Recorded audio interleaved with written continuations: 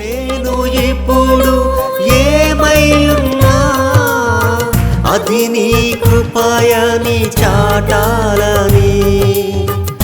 నేను ఇప్పుడు ఏమై ఉన్నా అది నీ కృపయని చాటాలని.